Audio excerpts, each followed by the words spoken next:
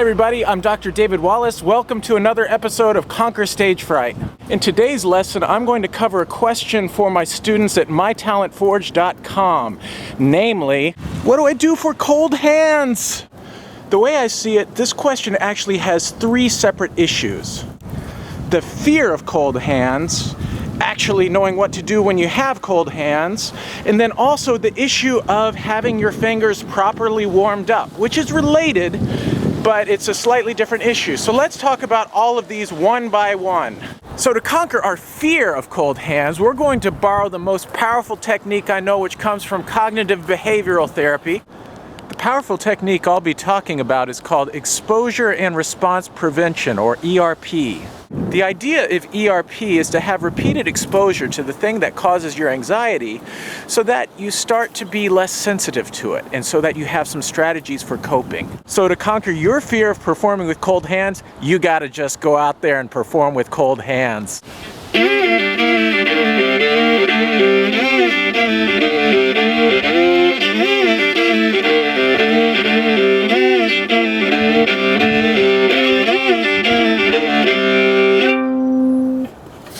I'm not afraid of cold hands. You just have to go out and do it. You have to perform so much in cold circumstances that you're not even fazed by it.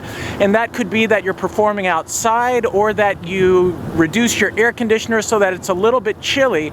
But basically, just get so used to performing under cold circumstances that you don't even care. I was really scared of cold hands when I was a student at the University of Houston working on my bachelor's degree, because they would have our end of semester juries, which was like a final exam. Your entire grade boiled down to how you played in this 15 minutes. And in that place, the hall was always cold. My hands were always freezing. So you know what I did? I'd practice outdoors in the winter time so that I knew I could play my material cold.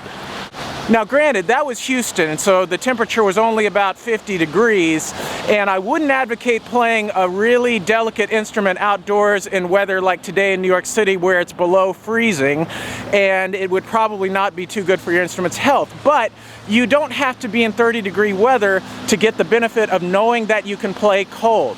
And the other thing I'll say is sometimes it won't go well, but other times it'll be fine.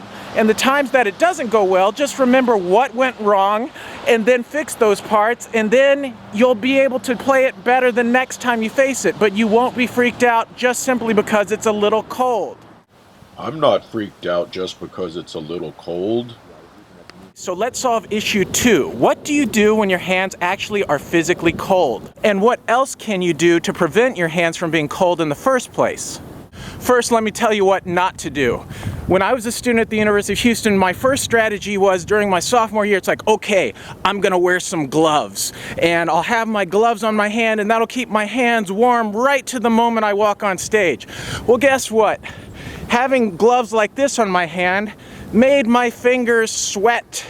And those of you who know anything about physics as well as about common sense, you know that sweat serves to cool us off, right?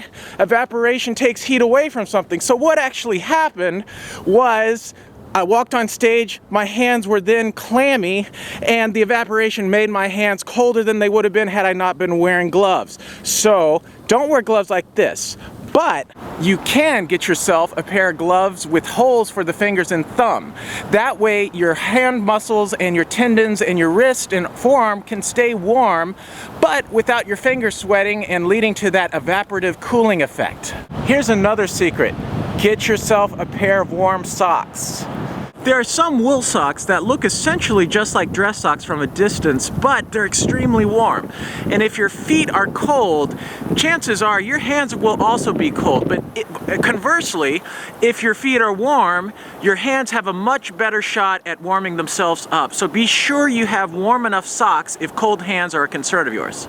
Now, if your hands are actually cold and you need to warm them up, you can put them on parts of your body where there's a lot of major veins or arteries, and that will help warm them up. So for instance, I can put my fingers on the back of my neck, just across like this. Ah, that already feels better. Or I can tuck them in my armpits, where I just put them under the arms and close my armpits down on them. Oh man, that feels so good. My freezing hands are actually much more warm. And again, that's a technique I will use backstage sometimes just before I walk on. If my hands feel a little chilly, stick them in the armpits or behind the neck, and that will help warm them up just a little bit. Hot beverages and hot soup can also help warm the hands, but I'd caution you against caffeine because caffeine actually constricts your veins and it will limit the degree of blood that circulates to your fingertips. So that can actually make your hands a little colder. But placing your hands on a cup of something warm is one good way to get some heat to them. I'm not worried about cold hands. Now let's talk about the third issue, which is not having your hands and muscles properly warmed up and ready to play. One of my favorite violinists is the Russian violinist David Oistrakh, and when I was trying to overcome my problems with cold hands, I once read a story that he played on the streets of Moscow when he was a younger man, and he used to play on the streets and busk, and he wore gloves similar to this where it had holes for the fingers and the thumb, and because he spent so much time playing outdoors in the Russian winter, he required very little warm-up, and that's actually where I got the idea to practice my jury music outside. But the truth is, if you do certain things that help your circulation, that will make your hands warmer in general. Things like winter sports can help get your circulation better. Aerobic exercise also is great for that. For my Talent Forge subscribers, I'm going to have a couple of lessons, one on thermometer biofeedback and one on progressive relaxation. Those lessons will help you get rid of extra tension and elevate your skin temperature and also help reduce the need for warm-up. Yes, that's the picture of the day. I'm going to share one technique that's been very helpful to me when I've had to play very early concerts on schools or had very early calls for morning television shows. In some of those situations, I did not have the opportunity to warm up at home and I didn't have time to warm up at the gig, but something I discovered once is if I practice really, really late at night, the night before an early morning call, like let's say I've got a mute on and I'm practicing around midnight or something and then getting up really early, the odd thing is by playing late at night, when I wake up in the morning, my fingers have actually still been warmed up. That may not work for everybody, but I found that to be very helpful so that it requires less warm up or the fingers already are warmed up. Practice late. Something that I found to be very helpful to be sure that you're warmed up at a performance or a gig is to already practice or warm up before you get to that gig. Because we'll all be in situations like traffic or delayed plane where we don't get to the location we're going in time to have an adequate warm-up. But if we've already practiced that day and we've already warmed ourselves up, we'll be all right. And if you're a passenger, it might actually be helpful to have your hands in some gloves so that your muscles are a little bit warmer. And once your muscles are warm, you can do a few flexibility exercises just to stretch your thumbs and hands. And we've got some videos on stretches that you can consult for that. And you can also just limber your fingers up. I'll often limber up one hand with the other, so this hand is passive, but the other one I will rub these knuckles back and forth, get them moving, then do the same with the opposite hand.